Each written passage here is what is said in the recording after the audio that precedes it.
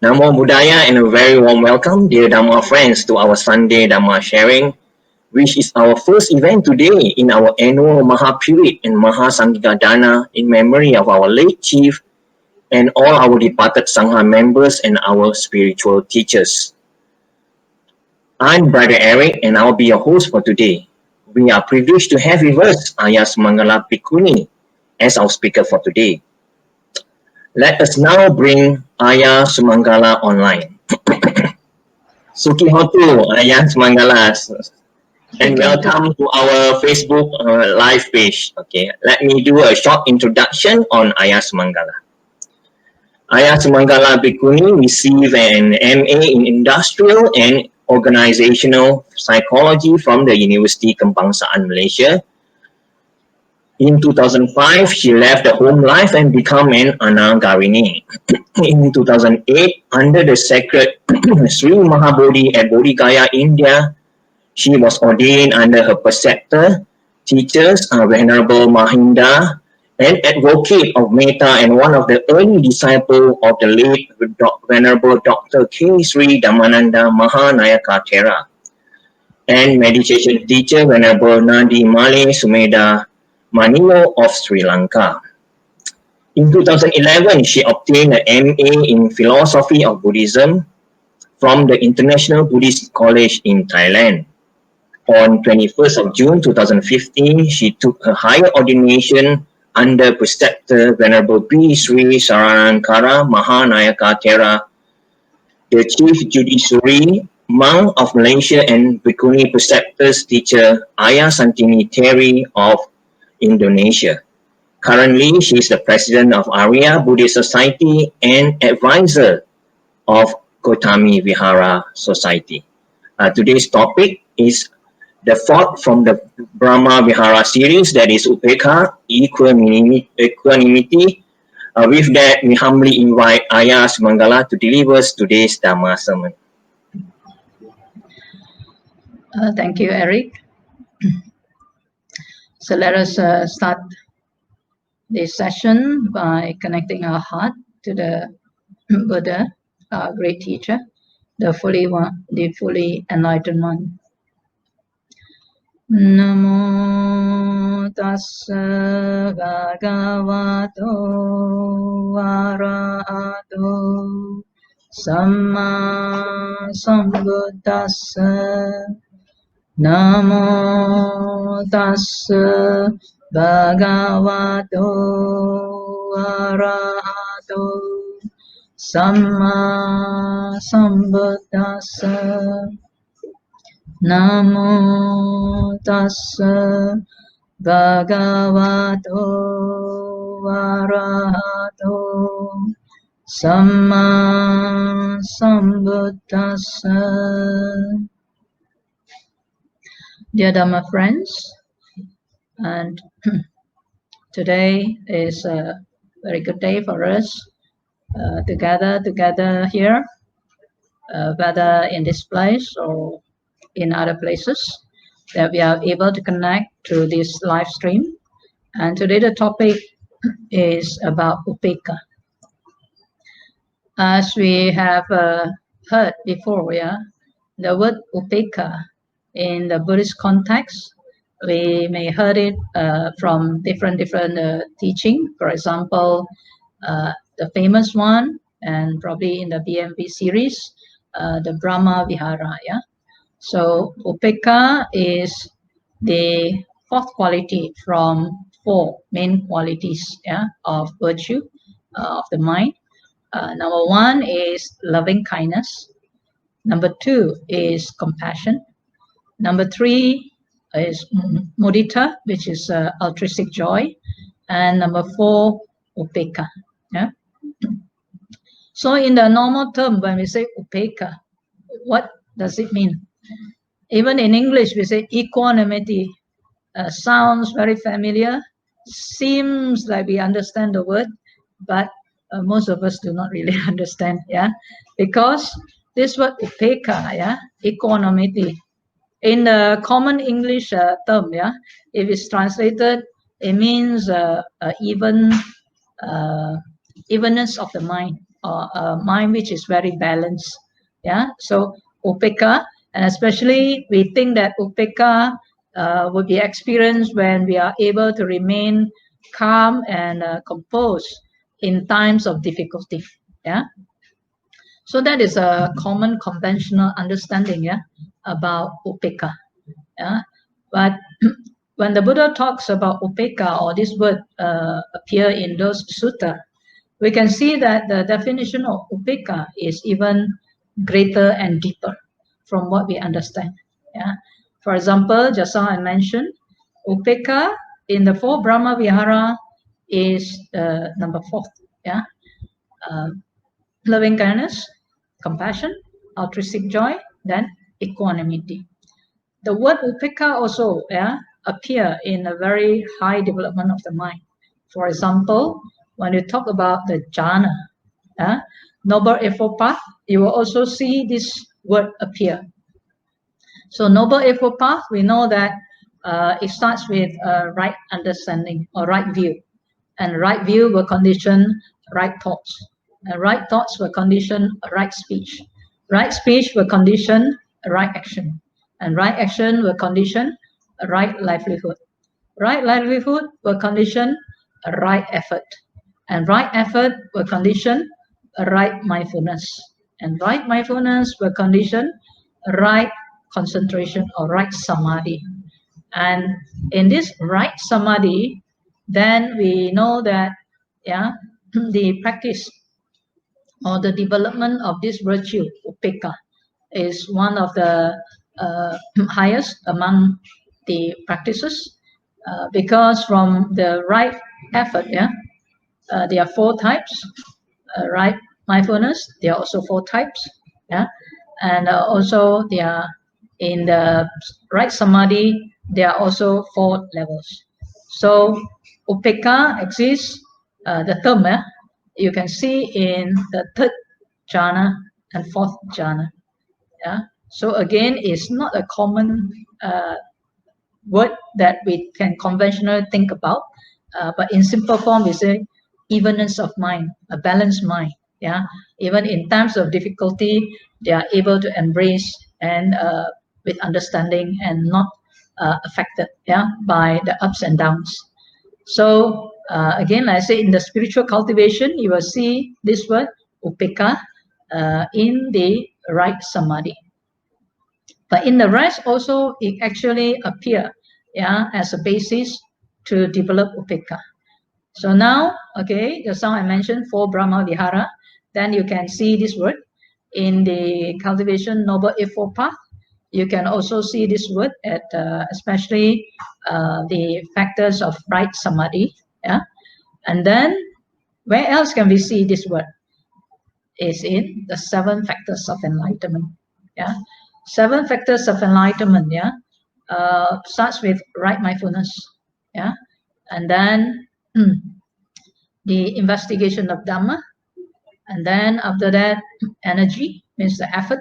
Yeah, and then from the energy, then people experience rapture, and from rapture to tranquility means it's more and more refined. Yeah, and from tranquility to concentration, samadhi, and then again at the end, ended with upekkha. So can you see that that this word upekkha in the Buddhist term is actually a very deep, profound state of the mind. So now we can actually go into to look more detail into this, how we can actually develop upekkha. Yeah, because it's not just a common thing that we think. Yeah, I will just like to approach it from the right samadhi. Yeah, because if you can see that it actually have a very high place in the cultivation of the mind. So if you look at when we talk about developing upekkha through right samadhi, because the simpler form for Buddhists, yeah, to learn the Dhamma or to cultivate is to take the Noble Eightfold Path as a yardstick, as a main path for cultivation. Without this path, the Buddha said, there will not be any noble ones. Yeah, this is a very important thing for all of us to know. So if we take from the Noble Eightfold Path, let's say we cultivate Samadhi, where you experience Upekkha, right? So how do we cultivate that? So first, I think all of us also have heard before, yeah. In the Buddhist cultivation, yeah, the Buddha advises, yeah, their main thing that we cultivate. In the common one, we always say dana, sila, bhavana. Yeah, dana means generosity, charity, and giving. Sila means morality, and morality also can be divided in stages. Yeah, you heard about 5 precepts, yeah, for the commoners, and then for those who would like to learn a bit more, renunciating their sensual pleasure, then you see that people observe 8 precepts during Uposatha, and some maybe observe it every week. Some even take it as their way of life too, as a lay person. Yeah, and then there are other precepts on 10. And then for the bhikkhus and bhikkhunis, of course, they have 227 and 311. So there are more principles that they keep, yeah, in order for them to gear their mind towards the attainment of the goal of renunciation, that is liberation from the cycle of suffering. So this is morality. Then bhavana. Bhavana means mental cultivation. Yeah? So mental cultivation actually not only that we are sitting for meditation, but is throughout the day, throughout our life. We maintain to train the mind, yeah, in the wholesome direction that leads us to and what they call disentangle the knot or the defilements in the mind, so that one day we can be totally free, yeah, from defilements. And through that, the Buddha said, then we can be totally free from birth and death. Yeah. So bhavana is a cultivation of the mind, and in bhavana we can divide in 2 aspects, which is serenity and insight. Yeah. So meaning the cultivation would lend us to this virtue of serenity. Serenity means a very composed samadhi, which also the peak of it is upekkha. And from that state, actually, they can even further to develop higher mental states. For example, the immaterial states of infinite space, infinite consciousness, nothingness, and neither perception or non-perception. Of course, all these words when we hear is just like, we'll be like wondering what is that, right? But these are the mental refinement, yeah, the purity of the mind and the power of the mind that can be developed by one. And this is where the Buddha has shown us, yeah. And it leads to knowledge and vision, yeah. Knowledge that for commoners like us, normally we think, what we see, that's all. What we hear, that's all. But the mind is actually beyond our thinking. And the pure state of mind is actually embracing and is powerful. And this law of the mind is actually, as we can see now, from what the Buddha has practiced and what he has realized and he shared with us. So that higher knowledge, higher wisdom, yeah, higher mind, it is possible for people to cultivate, to realize that. So we say dana, sila, bhavana. So, but for the cultivation or culmination of virtue, it becomes sila, samadhi, panya. Yeah? Sila means we have to keep our morality well. If you want to cultivate upekkha, morality is a very important base, yeah, to cultivate. Morality, then samadhi. Samadhi means if we cultivate from our right effort, right mindfulness, and right samadhi. It will culminate in right samadhi. And then panya. Then from here, that's where you get the knowledge and vision. Means the knowledge, the wisdom. What is this body all about? What is the mind all about? And you know how to differentiate it, and you know how it comes through your cultivation, direct knowledge. Yeah. So in order to cultivate the mind, to realize or to understand the meaning of upekkha, we start with morality. Yeah. So for simple practice, we set the 5 precepts. Yeah. So the precepts of what? Abstaining from harming or killing, then abstaining from taking things not given, abstaining from sexual misconduct, abstaining from telling lies or false speech, and also abstaining from intoxicants or alcohol. Yeah. So with this base, the Buddha said the next you can cultivate is we learn to be contented. Yeah, with our requisites means be moderate in our food, be moderate in the four requisites, and so be contented with it. Yeah. So then next, what you can practice is to help yourself to restrain your senses. Yeah, because without restraining senses, you can experience actually every day, and you know, the more you talk or the more you engage yourself in pleasurable things, the more it will affect your mind. Yeah, and so when we do not have restraint over the senses, it is difficult actually even to reach even to the what they call calmness of the mind. We all know, because the moment you close your eyes, is it calm, or is it bombarded with a lot of thoughts? And sometimes you also do not know what you're thinking. Yeah, you just get carried away, and then as when you realize, time passed and you have wasted your time, right? So in order for us to practice, uh, necessary to restrain our senses. So meaning when you see something, most of us, we crave to see, but in the practice, even when you see something, let's say a visual object appear to you, yeah.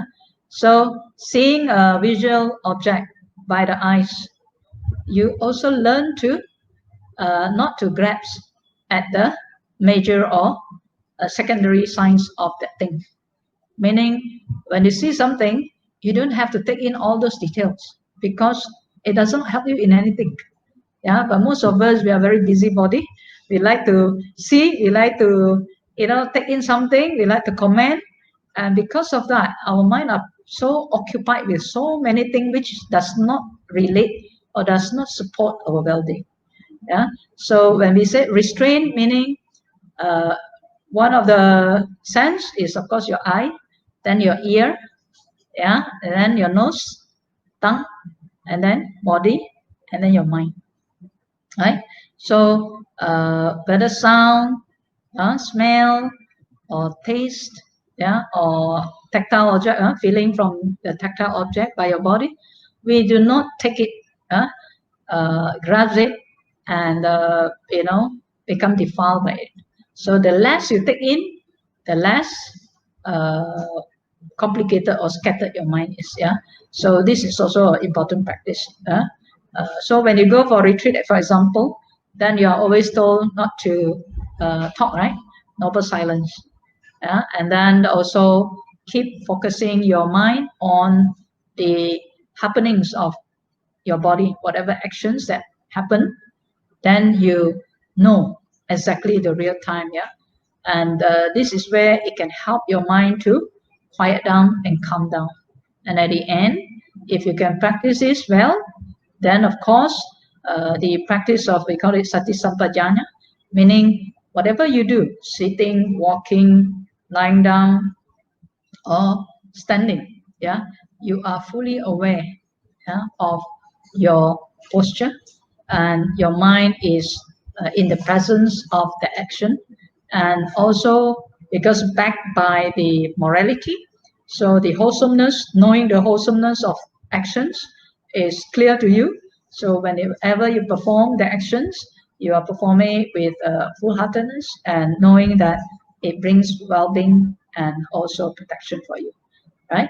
So the cultivation, first we say we have to practice the morality, and then be content with your requisite.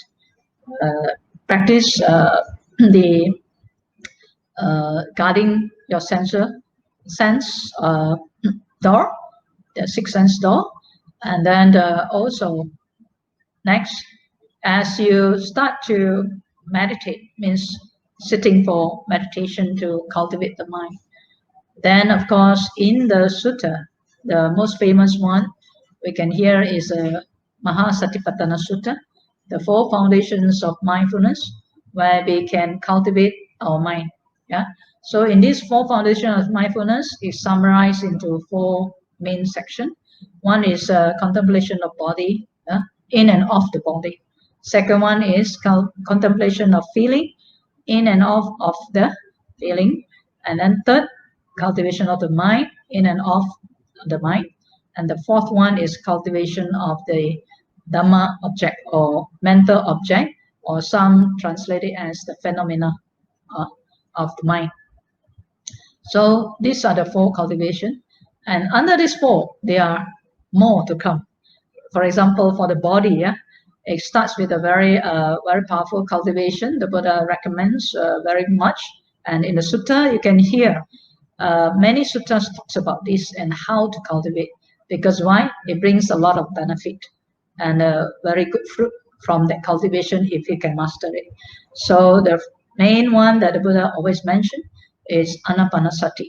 So this is cultivation, contemplation of the body, in and off the body.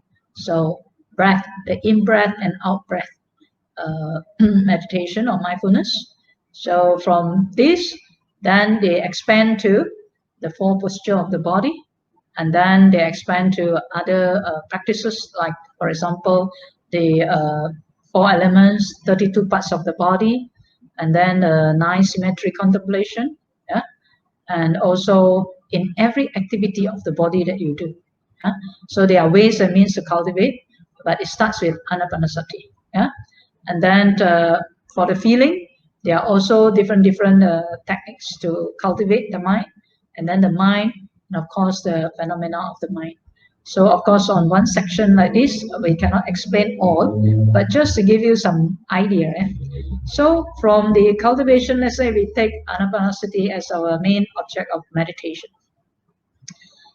First, of course, when your mind is trained to just be fully aware and to know your in-breath and out-breath, at the beginning, most people will report very difficult to practice. Yeah, even just to pay attention, just to know your in-breath and out-breath, it is so challenging to a lot of people.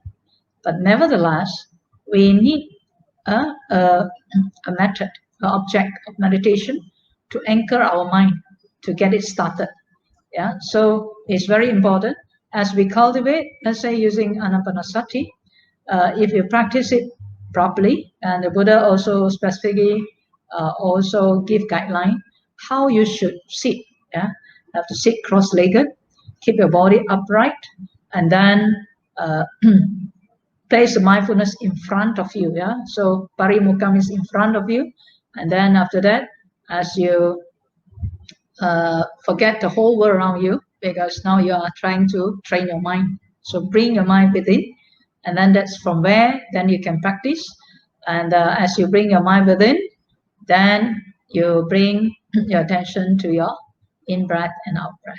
Yeah, so in a very relaxed mode, you will find that actually all of us are breathing. Yeah, so now it's only as you're so relaxed and you're breathing in, breathing out, you start to notice very prominent, yeah, the in breath and out breath.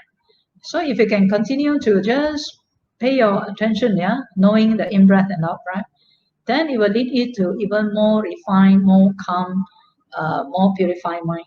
Yeah. So when a person can continue to do that, then they will start to realize at the beginning what challenges us from not knowing the evenness or balanced mind, or the mind that is blissful and non-grasping. It is from training. So when we train our mind, we anchor our mind first to the method of anapanasati, then you start to see the hindrances that comes to you. For example, sensual desire. So that's why when you ask people to meditate, they will not want to, because why? They say boring, doing nothing, right? Actually, it's not. It's a working to know the mind, because we do not know the mind. Therefore, we go round and round suffering because we do not know the mind. So we are not mastering the mind, but we are a slave to the defilements of the mind. Yeah. So mind in nature is very bright, luminous, but how to discover that? Yeah. So the five hindrances is the one that hinder us from getting to know the deeper aspect of a pure mind. Yeah. So first is the hindrances of sensual pleasure. Second is the hindrances of ill will, hatred, grudges, yeah, jealousy. And then third is the hindrance of sloth and torpor. So when we say train the mind, the moment we sit down, either we think a lot or we sleep. Isn't that what happened? Yeah. So this is where when we say training the mind, we can see how the mind actually is defiled and lack of energy when come to training. So sloth and torpor is a hindrance to the mind. Yeah? And to the modern day, nowadays, people are so much into they call the speed of trying to do everything and anything within the 24 hours. This is where either they think a lot, and by the time when they stop, yeah, they will sleep. Yeah, so that's why we can see that the simplicity of life is also very important in training. So third, sloth and torpor. Yeah. Fourth hindrance is the worry and restlessness. Right. So sometimes we say, I have no time. I have no time to meditate. Then you are given time, let's say the 2 hours to meditate. Still, you think a lot, isn't it? Yeah. So this is where we have to understand it is not about having time or no time, but it is a lot to do with an untrained mind. And an untrained mind, they are always in that worrisome state, restless. Yeah. And so this is a hindrance to the purity of the mind. Yeah. And next hindrance is actually the hindrance of doubt. Yeah. Doubt. Yeah. So even when we learn something good, we sometimes still have doubt. Yeah. Let's say even learning, let's say the Buddhist teaching or the Buddha's teaching, we still have doubt. Why? Because we didn't investigate. Yeah. We didn't put time to investigate, to find meaning, to examine it, to practice it, and evaluate, and then we'll find the proper way. What is wholesome? What is unwholesome? So doubt is also a hindrance to the mind, because when doubt comes, a person will not pursue to what is good, what is wholesome. So these are the hindrances of the mind that blocks the development of sama samadhi. And like I said, Upekkha doesn't come in front. Upekkha is the quite the last peak of the cultivation. So when a person can actually through bhavana, and if they can these five hindrances subside in their mind, is if after they practice through the method of let's say anapanasati, then they are able to overcome. The mind become more and more calm, and all these sensual desires will start to uh, uh, reduce, and then at the end it will subside. So when this happened, the Buddha said is like, for example, the Buddha gives simile, very clear simile. They say if five hindrances does not subside in our mind, then it's just like, he give five example. Just like a person, he said, when he has no money and he borrow a loan. And so during that time, of course, he has to work very hard, and he tried to repay the loan. And one day, yeah, he managed to earn enough and paid the loan. And so, and also have some money for his life. So that is the kind of a feeling, yeah, of experience. When you are free from these five hindrances, that is how you feel. Yeah, means no more in debt. Yeah, you're free from that debt. And how would that feel? Good or not? You feel elated and you feel free. Then the second simile the Buddha gave is just like a person, who's ill, very sick, yeah, ill or sick, and then uh, no appetite to eat, no strength, yeah, and then one day, you recover. How do you feel? Yeah. So now you can eat, you can you have energy to move around, you can do something that you need to do. Yeah. So that kind of feeling and also freedom, yeah, that you start to realize. Yeah.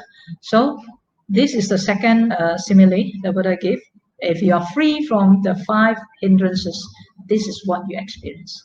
Third, the Buddha gave the simile is if a person is binded by these five hindrances, what they experience in life is just like a person in prison.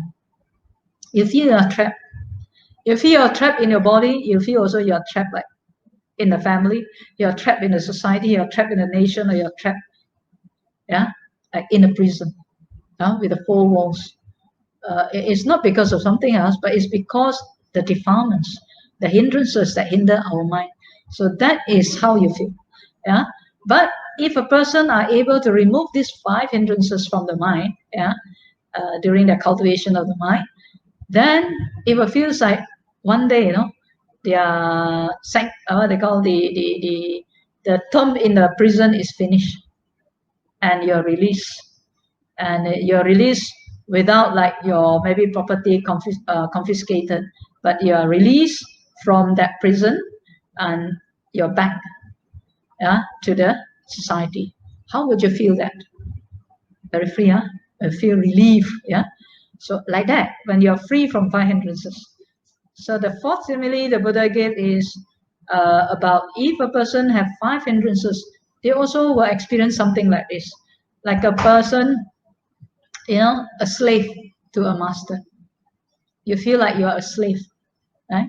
Sometimes I think parents will think at this moment, when the children are goody goody, you feel very happy. When the children misbehave, continuously cannot change them, you find like you're a slave to take care of them sometimes. Yeah. But of course, the feeling is very different when you can't do anything, and you find that you just have to serve, and you don't have freedom to go anywhere but stuck. Yeah. So the Buddha said, when you have five hindrances within you, you also experience like that. You feel like you are a slave. Yeah. Slave to many people, whether to your children, to your husband, to your wife, to your parents, or to, you think you feel like that. So this is where, again, when a person is free from these five hindrances, then the master said, okay, today you are free. You no more become a slave. How would that feel? Again, you feel very happy, right? Very relief, very free. Yeah. So this is the fourth simile the Buddha gave. And the fifth, the Buddha said, when we have five hindrances in our mind too, then we also experience something like, you're, let's say, like a businessman. You're wealthy, you have good to sell, and from one point to the other point, you need to cross a long desert journey. Yeah. And it can be dangerous. So if your five hindrances is with you, then you experience that kind of experience, like you are in a long, dangerous desert journey. So in life, if you do not know Dharma, you don't cultivate your mind, that is what you experience. Yeah, it's just like a long, dangerous journey. You know the consequences of a lot of things. You can see birth, aging, sickness, death, separation from loved ones, association with unloved one, not getting what you want, and you don't understand, yeah, what is this five aggregates all about?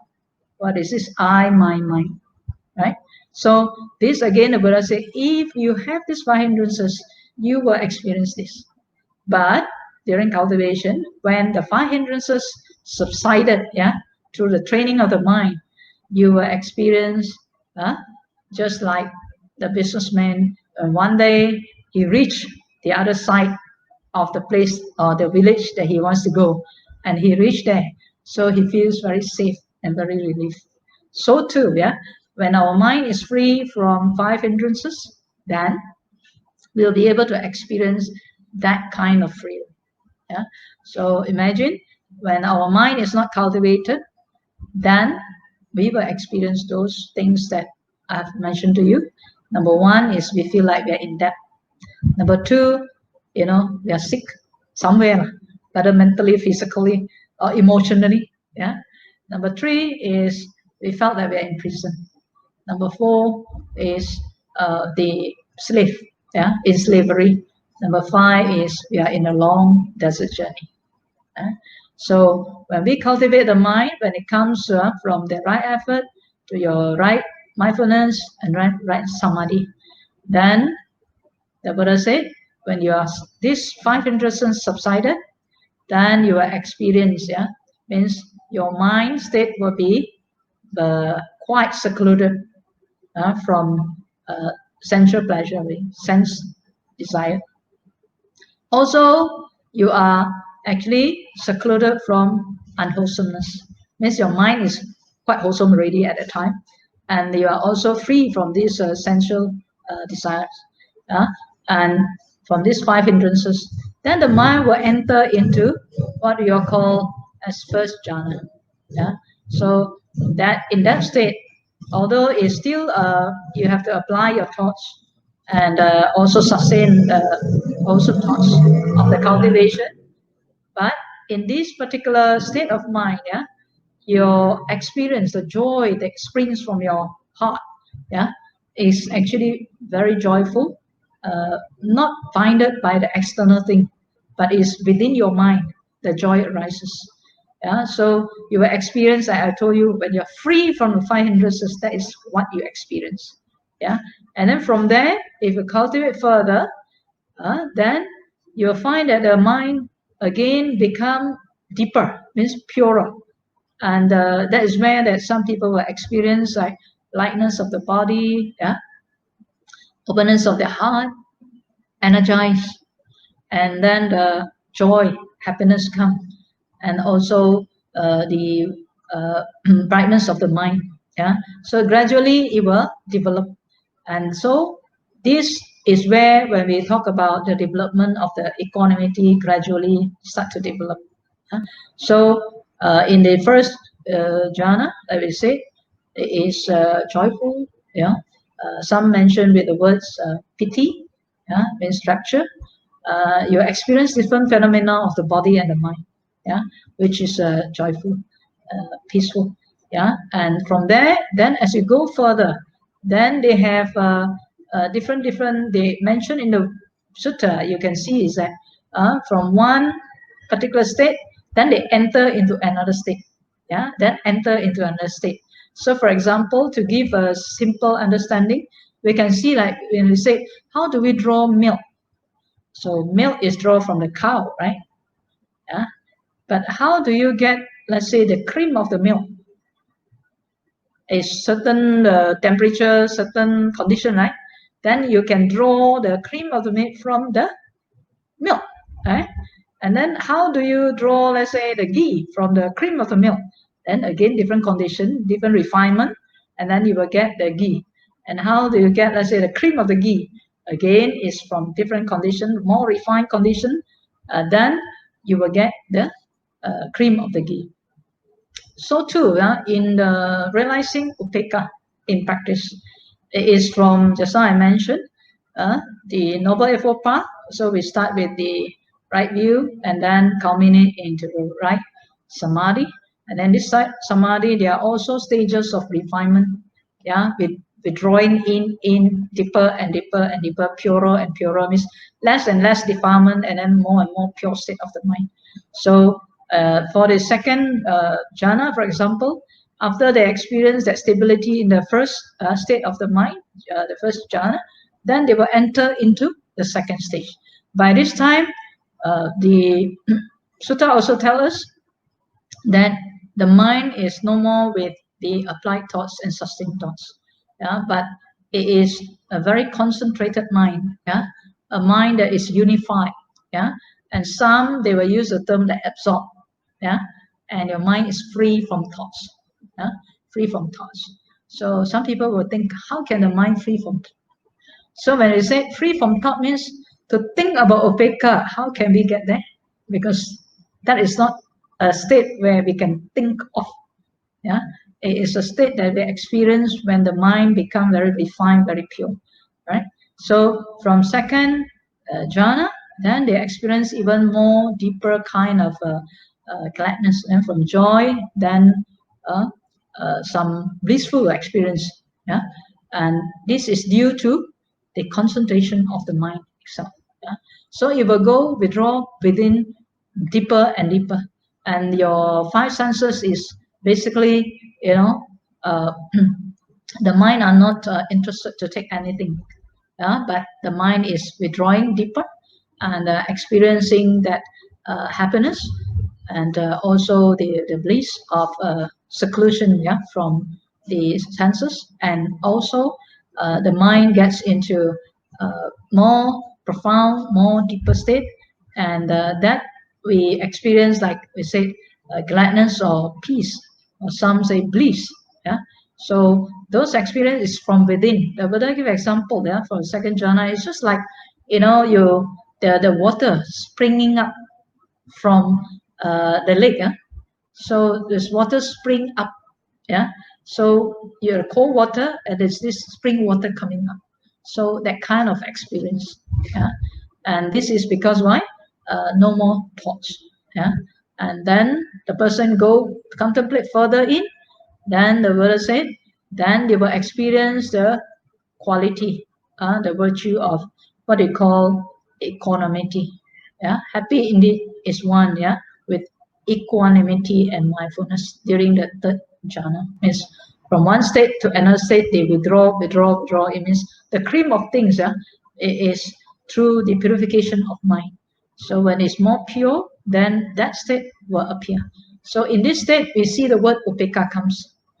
And this is where, when it's developed further, then the last stage is actually the fourth jhana. Then they say this is where equanimity is at the center stage. Yeah. So again, like we said, what is this equanimity all about?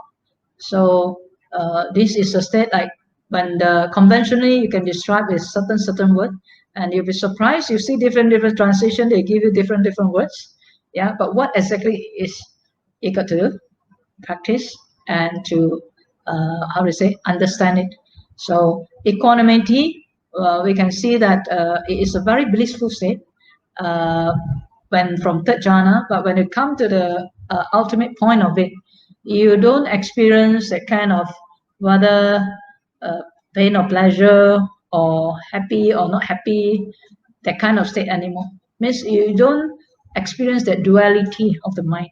You will experience the fullness of the mind at a very, when I say, even or balanced state. So that state is actually like conventionally we'll think, yeah, balance means like neither here nor there, right?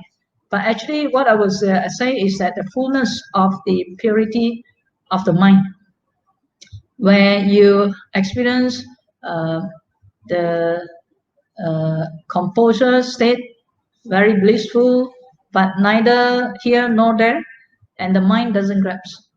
So in that state, when you get to that state, then you start to learn, or the vision and knowledge come to you that, hey, the understanding of the body and the mind. Yeah, the mind, how the mind actually is withdrawn from this body. Yeah, and you start to begin to understand the body and the mind, because all the while we only understand like one thing only. Yeah, our body is more very prominent, but our mind, we don't actually understand much about our mind.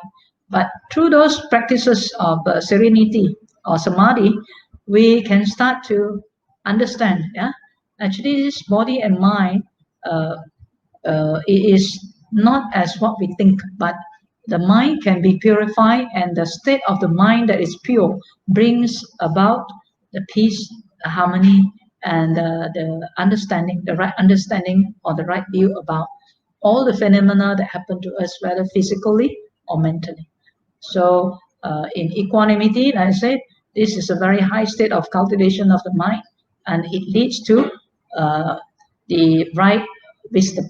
Means now we have the knowledge, direct knowledge, understanding of our mind, and from here, then of course, it can also be uh, depending on the practice itself. And if you have practiced it well and you always are able to reach that state, it becomes a day-to-day living. And this day-to-day living of equanimity actually is a very happy state. You know, when you return means when you come up from the jhana, your mind is at that kind of state that you don't grasp anything. Yeah. In the Buddhist term, you can hear the word yata bhuta jnana dasana, seeing things the way it is. So in our daily life, everything you see is just nice, just as it is. Yeah. So your mind don't comment on. Yeah. Your mind embrace everything in its nature, in its own state, without reacting. So whether things come, they come, they come, they go, they go. So, but your mind is still at the stable, steady state, balanced, not interrupted. Yeah. So this is where, again, like I said, Upekkha is a very important virtue that we need to cultivate. And this virtue, like I say, is not just by mere thinking. It won't come. Yeah. It has to be cultivated.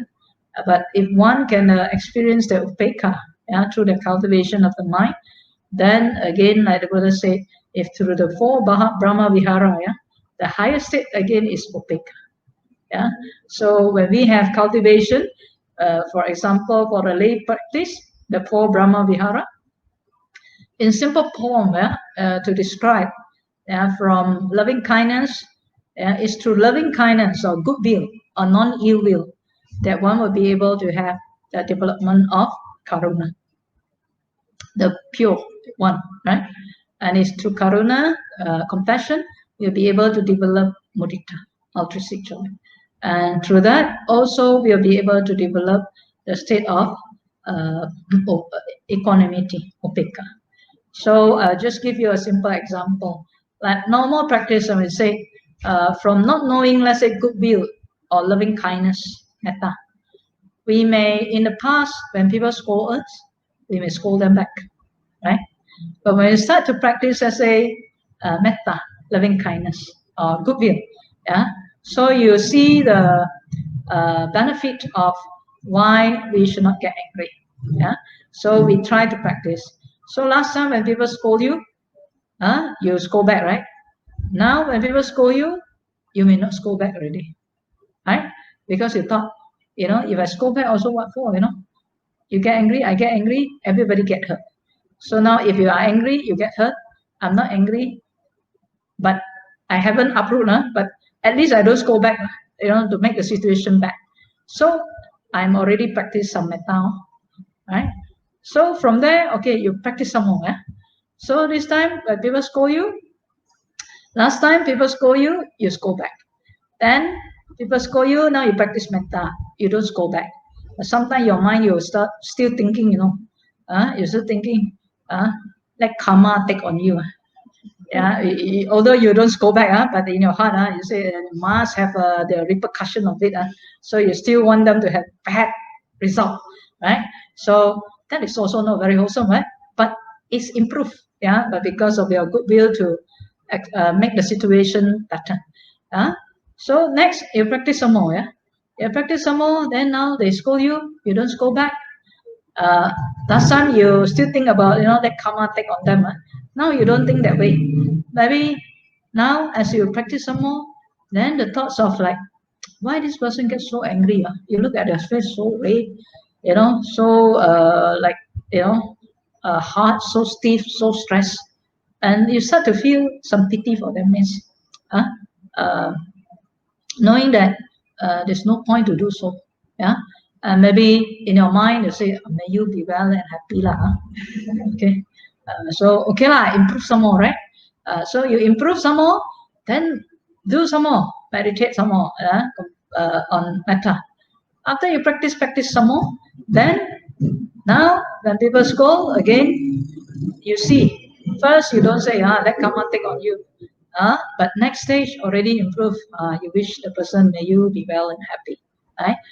Third, now you see at the person again, then you start to think, this person is suffering. Yeah. Maybe in what way can I help him or help her? So now compassion comes already. Right? First, you are same. Yeah. When you practice metta, then your metta comes already. Goodwill come, your friendliness come, benevolence come, your kindness also start to come. Yeah. Then as you practice some more, now the mind becomes more softer, more understanding, and more forgiving. And now not only that, then you can see, hey, that person is suffering. Then how can I help to reduce the suffering? Yeah. So this is where compassion comes. Right? And if you practice again compassion, then this compassion virtue will start to also lead you to a higher state of appreciation. For example, if a person do something wrong, they are in suffering. Why people are in suffering? Because of ignorance, right? So when they are ignorant, then suffering comes. Now your thought is, how can I help the person to reduce that suffering, right? So when a person try to reduce their suffering, of course they still are in their sometimes old bad habit, right? Most of the time, let's say sometimes when people do 10 times wrong, yeah, so they try to make effort. We try to help. They change one time, right? Then after second time they don't change. Then we always say, you never change one, huh? Right?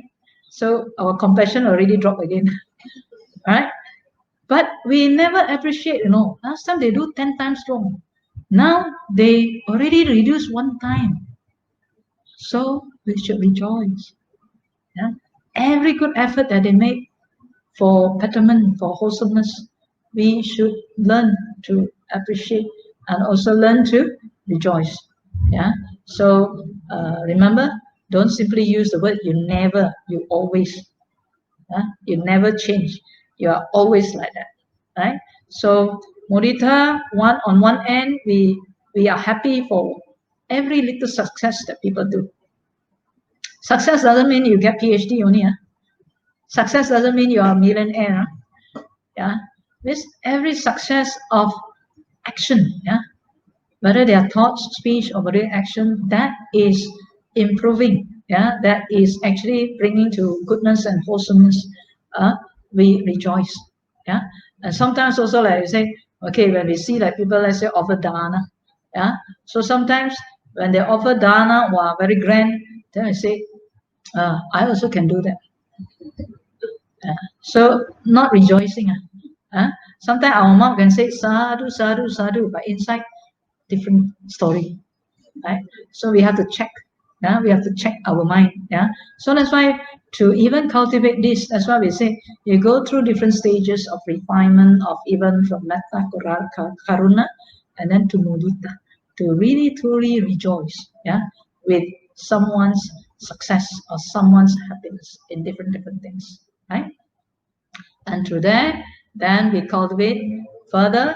That is that is upekkha. What does it mean? Let's say you want to help somebody, yeah, you also rejoice with all the changes and the ups and downs, but still the person still goes towards unwholesomeness. Yeah. So now upekkha have to come in. Upekkha means understanding. Yeah, means with a balanced mind, we understand. Yeah, that of course. Uh, each of us coming to this world with different package of karma. Yeah, some people have to go through certain karma. So if we are not careful, then if we don't have upekkha or equanimity of mind, sometimes we try, let's say we try to help someone who's suffering, or we think we are very compassionate, right? But we are not. If we don't have upekkha, that person is in suffering, that person cry, you also cry together. Not only one suffer, two also suffer. So is that wise? Is that compassion? That is called pity. Uh, Sometimes you think that you want to exercise loving kindness to somebody. Uh, Instead of being kind, then you start to fall in love. That is attachment. Yeah? Right? So you see or not? So upekkha plays a very important, is a higher quality of the mind that balance, our different state of the mind that we think it is good, but actually sometimes we do not know that we overcare or we attach, or we crave. Yeah, we think we are so compassionate. So the world suffering become our suffering. Huh? So I mean, it's good to have compassion. Yeah, but when we do not know we don't have the Upekkha, to understand that each being that comes to this world have that their come. Right? Whatever capacity we can, we do our best. Yeah. Or else you have to be sitting there crying. Yeah. Because what? If you look out to the world, yeah, there are so many streets. There are so many people who are poor, hungry, no food, sick, die. So many. Yeah. Every day, 25,000 of children die per day. Every day.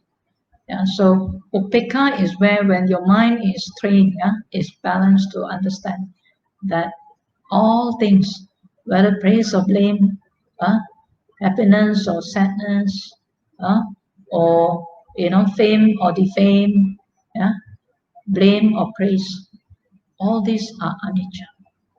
Right? When we are happy, must remember it's also anicca.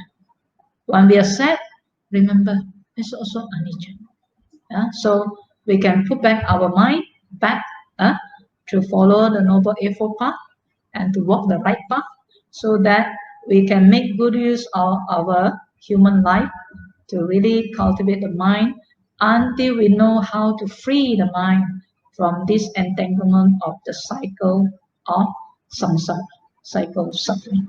So to disentangle from this, we need to cultivate the mind. And remember, I said Upekkha is not just a term like that, but it's a very profound, deep virtue of the mind that we should cultivate. Yeah, most of the training, like I said, end up with Upekkha. But from Upekkha, then of course they further cultivate using insight, and at the end for the cessation of all kinds of cankers of the mind. Right.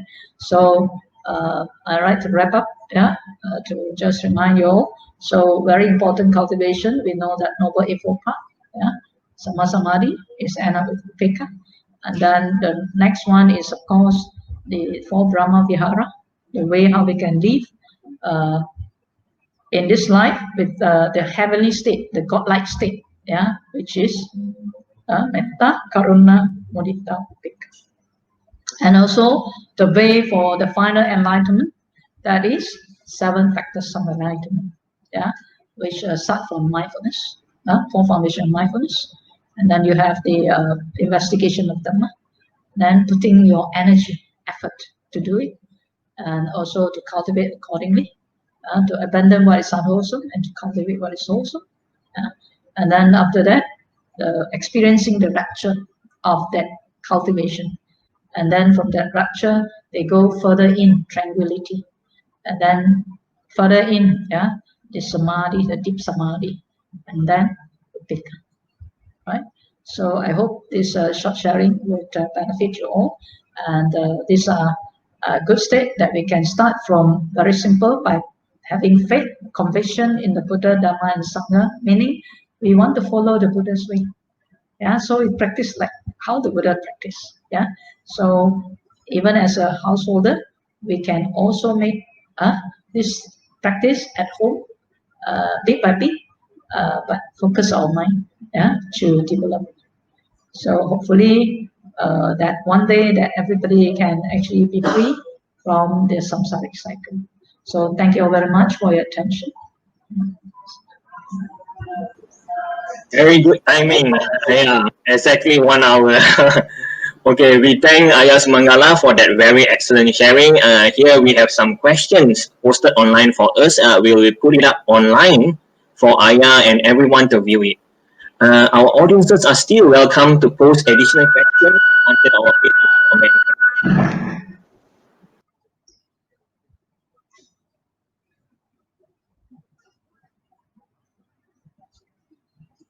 Okay, the question is, how can chanting a mantra helps to overcome the 5 hindrances?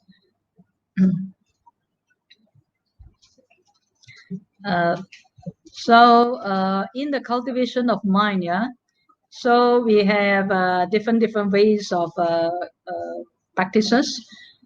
So chanting, now we say mantra, some is we say chanting the sutta, yeah. So mantra is basically some repetitive words, yeah, that some associate with the spiritual quality.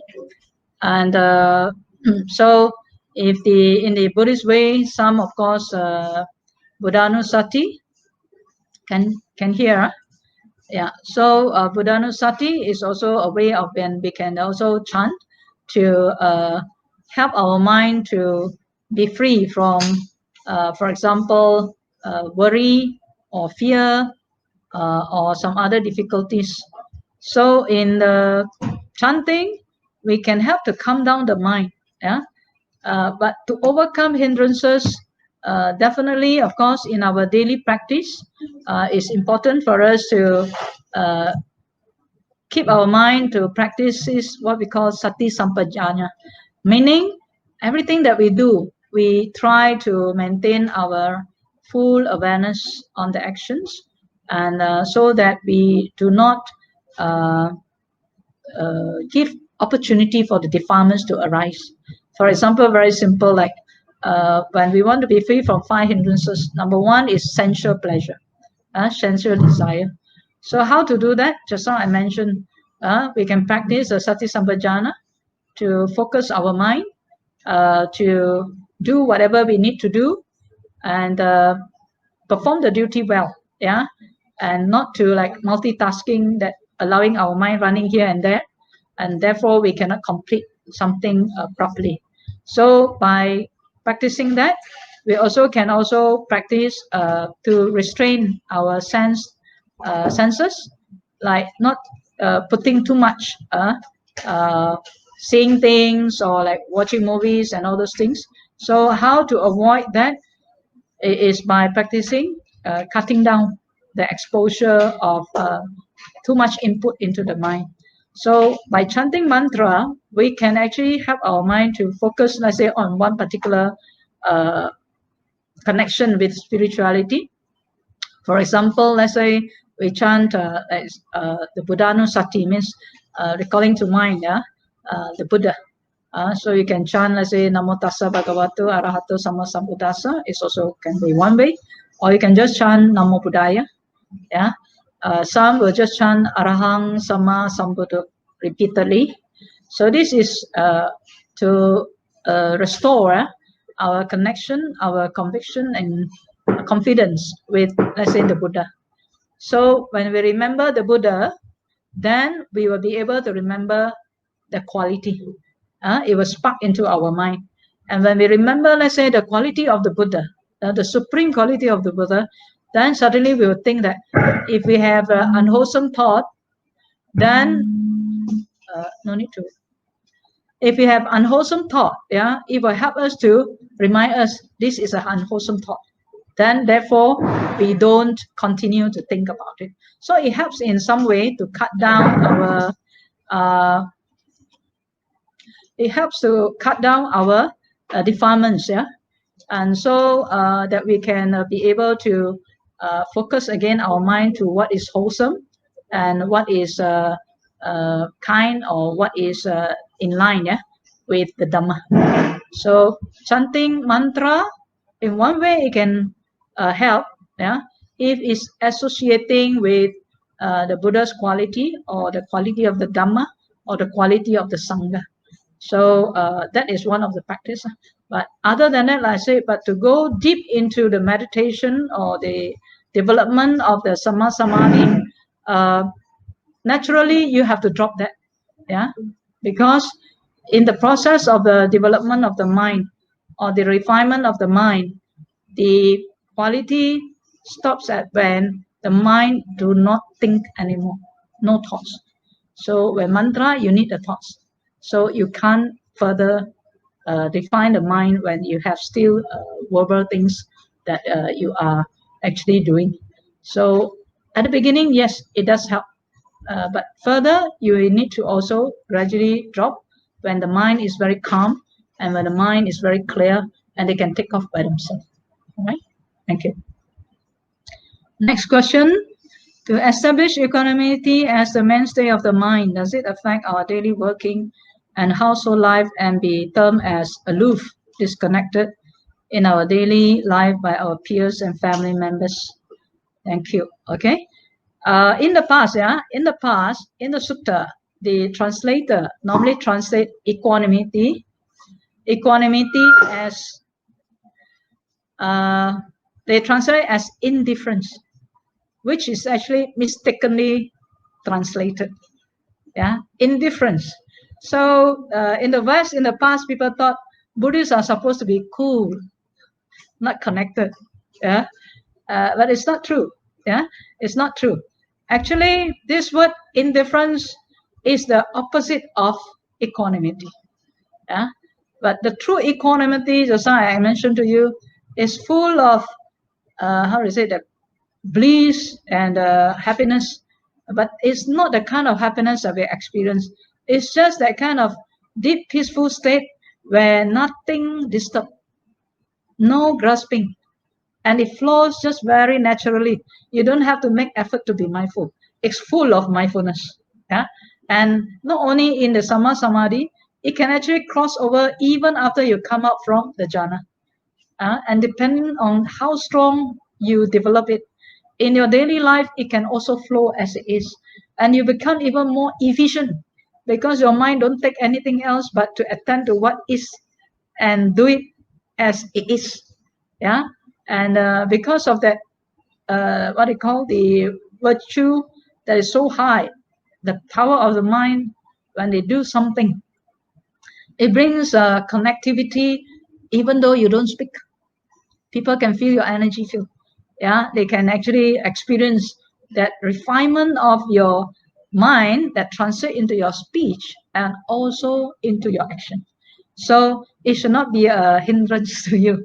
It should be a very good additional living what they call virtue. That's why the Buddha told me as, if you have, let's say, metta, karuna, mudita, upekkha, yeah, in your cultivation in this life, and you can keep that, you are already living like a heaven, in a heaven.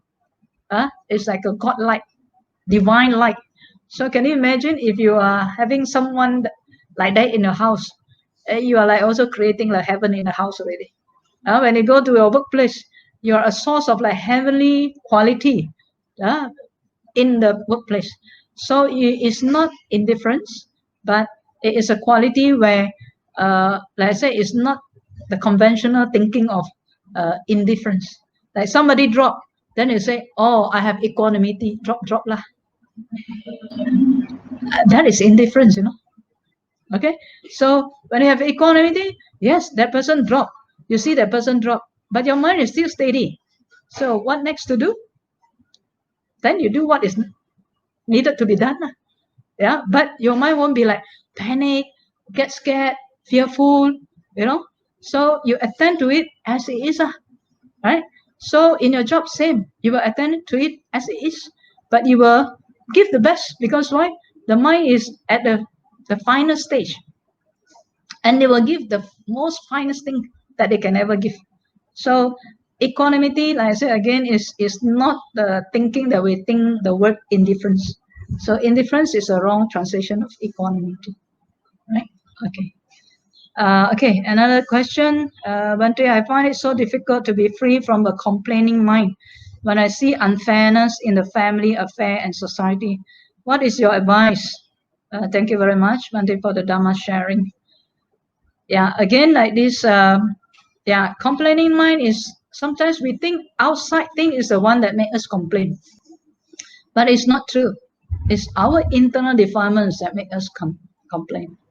Why? Because we are not knowing. Yeah, it is because of the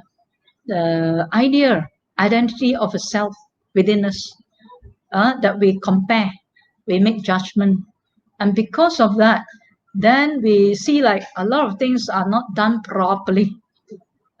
We think so, but sometimes when I look into our mind, do we also done things not appropriately for the peace and harmony of our mind? When we start to complain, what happened to the mind? You get agitated, right? Get angry. And when you entertain further, what will happen? Then more and more will come. Because why? untrained mind, they tend to proliferate. So you need just to catch one word, and then after that, you will start to justify according to your ignorance. And this is where more and more suffering develop.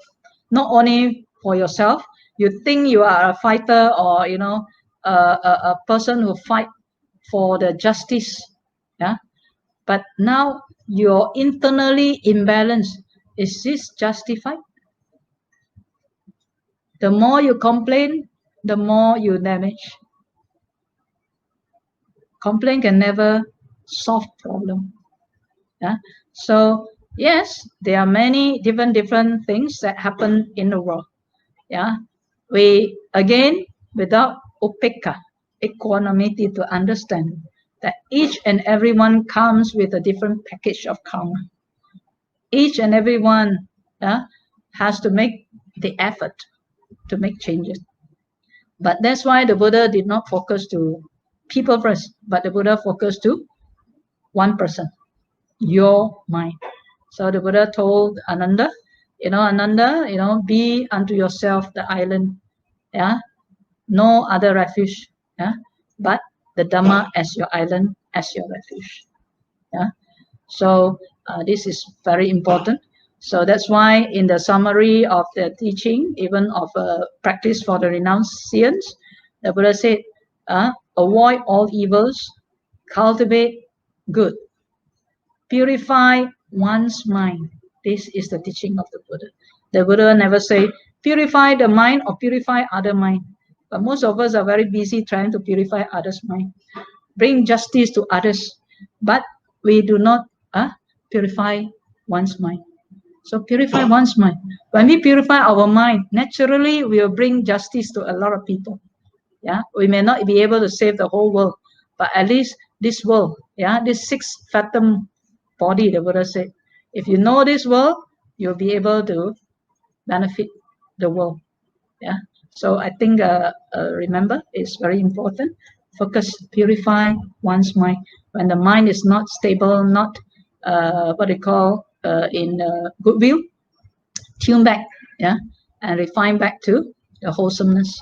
Have no doubt of what is wholesome, because it brings a lot of benefit, and the way how we can provide ourselves ultimately to be free from the cycle of suffering, to attain enlightenment.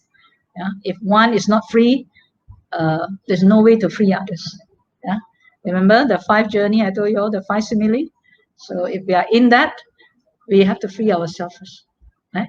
So it is not because ourselves, but when freeing our mind means we start to understand, yeah, the Dhamma, the profound Dhamma that leads to ultimate freedom. So very important. Yeah. Next question. Equanimity is a combination of the 4 sublime states. How then do these 4 sublime states pervade and suffuse each other? Please clarify. All right. So we said that the equanimity, just now I think I also have mentioned indirectly, that the 4 sublime states, yeah, they pervade and suffuse each other. And you'll be surprised, in Digha Nikaya 13, yeah, on Tevijja Sutta, the Buddha mentioned actually these 4 sublime states. Normally we cultivate, we start with like, may I be well and happy, and we radiate metta to different direction, or individual people and different group of people, yeah. And but in the sutta, in this DN 13, you'll be surprised the Buddha mentioned all the practices until first jhana. Then the Buddha said, radiate metta, pervade the whole first, the what they call metta, loving kindness, to the first quarter, suffuse, yeah, and then second quarter, third quarter, fourth quarter, above, below, and across. After first jhana, not any kind of like, we say, how come, when I say may I be well and happy, or may you be well and happy, I don't feel that wellness. Because why? It's a thought base. It's not established yet. So again, from here, we also know that when the mind is already into first jhana, what does it mean? You're already free from the 5 hindrances, right? The mind is so aloof and relieved and joyful. And with that, then when you do metta, then it's very powerful. So when we do suffuse, then you know that it is not that from anywhere or nowhere. When one's heart is established, then just like example, just like the sun actually radiates its warmth and its ray light to us and benefit all beings. So too, if you can experience that well-being, and this is where we call measureless, because these qualities of metta, karuna, mudita, upekkha, they have no boundary. So the sun have no boundary. They just shine. They just give us life. But without asking us to return. So when we have this metta, karuna, mudita, upekkha, then the Buddha said, from there we suffuse, meaning from the establishment of the quality or virtue of the metta, then we start to radiate out. So they are directional, what they call, that we can suffuse anyone or any beings that in front.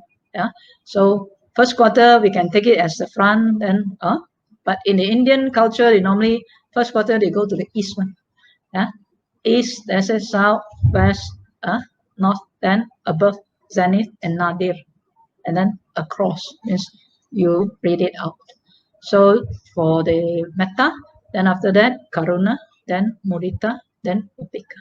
So in between this, like I said, there's always that the work of different virtue that helps to balance it back, so that it stays as the wholesome quality and not fall into, like I said, the opposite of it. Like metta, if you don't have upekkha to balance it, then of course they become craving or attachment.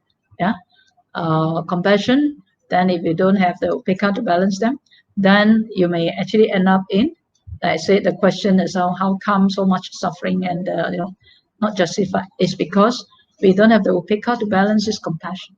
So we think it's compassion, but no, it's actually pity. Pity is where you get involved and affected by other people's suffering. And then from that practice itself, like I said, then we can actually help ourselves to balance to the right wholesome virtue. Is craving for jhanas a form of hindrance, since experiencing the state of jhanas makes our mind calm? Is craving for jhanas a form of hindrance? I think we heard a lot sometimes from different tradition of meditation. But if you look at the sutta, so far, I have not come across a word that the Buddha mentioned that jhana, to practice jhana or to develop this sama samadhi is a craving that hinder the mind. But I think maybe other tradition, they may say so. But jhanic state is developed only when you are able to actually, you see, the support of this sama samadhi comes from other 7 factors, which is right view, right thought, right speech, right actions, right livelihood, right effort, right mindfulness. Then how could it be craving for jhana is a hindrance? Jhanic state is a state where all the hindrances are being discarded, means temporary subsided. So it's not so easy to get to first jhana actually. So I think maybe the statement may not be very true. In a way, like I say, I hardly see this word say in that way. But the Buddha said, if you want to find pleasure, do not find pleasure outside, because you get entangled. Defilement will increase. But you can find the kind of internal pleasure through ability to subside, to discard these 5 hindrances. So that is not a hindrance, but the hindrance is that when we cannot get into jhana, that is big hindrances, right? Oh, many questions coming. Bante, if our loved one's family does not want to listen to good Dhamma sharing, should we leave them alone when we, the sharer, felt so sorry and said to see them having no knowledge of the Dhamma in this precious short life. Well, again, come to this particular understanding with equanimity. We should practice metta, karuna, mudita, upekkha. So if our loved ones are not into the Dhamma, well, we understand what is the condition and what is the consequences. We do not have to feel sorry or sad or bad for them, right? Because again, we come into the family. I just share with you one story in the Dhammapada about this person by the name of Magandia. This Magandia have two very spiritual parents. Yeah, this is the example.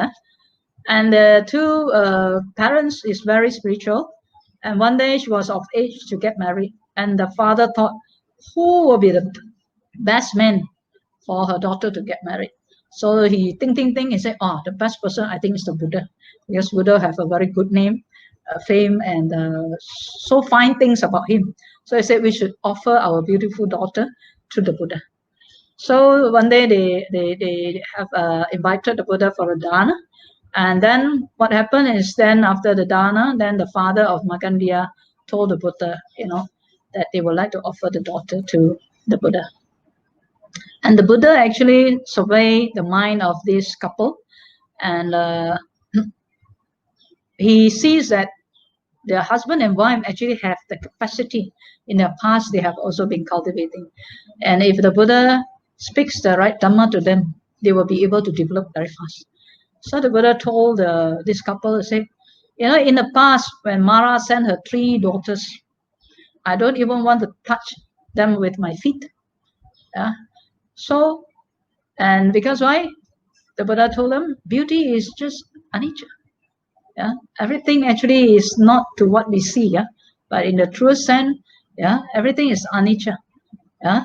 And but because of that statement, the couple actually was like realized.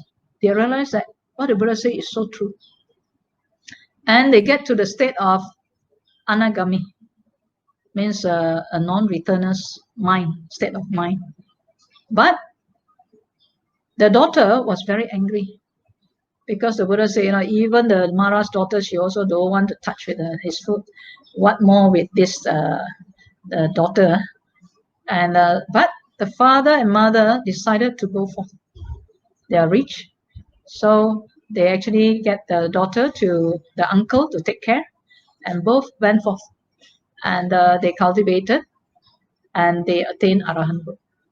Okay, so now you see, the father is so good, so spiritual, but unfortunately, the daughter do not get to them.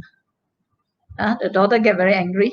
Not only now the Buddha do not want her, then the Buddha means she may be associating that the Buddha has taken away her parents. And she was very angry, and she vowed to vengeance the Buddha whenever the opportunity. And apparently she got married with a king, and but from there she also was very jealous of the king's another queen called Samawati, and she made plots and plots to actually kill the other queen. And also because that the other queen, she was actually listening to the Dhamma of the Buddha, she was practicing meditation. And finally, what happened? She plot and make what they call a situation where they burned, the other queen life. Means to cut short the story is quite long. What I'm saying is that this Magandia, although she has a very good parents, spiritual parents, but she just couldn't get the Dhamma. Then she has all the opportunity when again she meet the Buddha, but she was having this vengeance. And not only that, she's very jealous. And then the other queen also, she actually plot and kill. And at the end, she was killed by the king. So what do we realize from this is that, yes, sometimes in our family, sometimes, we can be able to embrace the Dhamma, but our loved ones are not. So what are you going to do? Are you going to become Magandia or the Magandia's parents? Or are you going to become Samawati or Magandia? Or the king who have killed Magandia after that? So make your wise choice.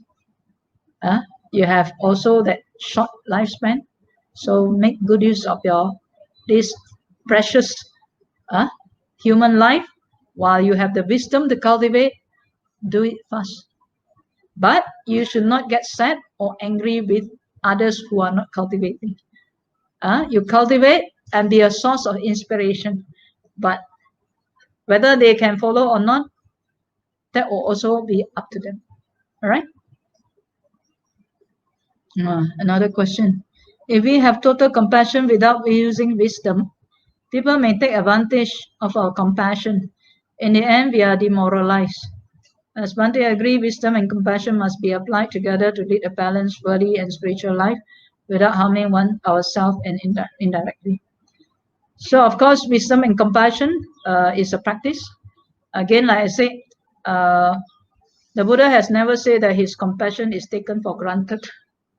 Yeah, when we exercise compassion, we know, like I said, because of the Upekkha, we know to what extent we can help, what extent we cannot help. Right? So, like the Buddha, when he sees, the Buddha teach out of compassion for the world, for the good, for the happiness of gods and men. So, out of compassion. So, if not out of compassion, can you imagine 45 years the Buddha traveled India, everywhere to teach? Yeah. So, when we say compassion, we don't see compassion as being taken for granted. When we exercise compassion, we also know to what extent. For example, if the Buddha knew that this person can be trained, the mind can be transformed, during the death, they can be guided and then they can take good rebirth, then they will do that for them. I mean, guide them. And if the mind cannot be trained, then some people are born, with wrong view. So no matter what you tell them, they say, I agree with you, but there's a but there. Yeah. And so it's not because of our compassion is being taken for granted. We teach them, we guide them, we spend time to help them, but they don't change, or they take it as, because we are compassionate, so they want more, or they try to do something else, that to take from us, something like that. So, but it's out of compassion, but also the wisdom, of course. When we exercise compassion, there is wisdom there. But if we pity, then you will get trapped. Okay, so I think wisdom and compassion, definitely they go together. Should or must we aim for monastic life to be able to practice more effectively? This one I can summarize for you, that the Buddha mentioned monastic life and the life of a householder. What is the difference? So the Buddha said, the monastic life is like a bird, free, only carry their wings for practice. And household life is full of dust, closed and dusty, full of impediments. For example, you say, at home, you say, I cannot meditate because why? So much housework to do. But when you go for retreat, can. Why? Also got work to do, but can practice. Right? So when MCO, so much time, cannot practice. Household life, there's so many concerns.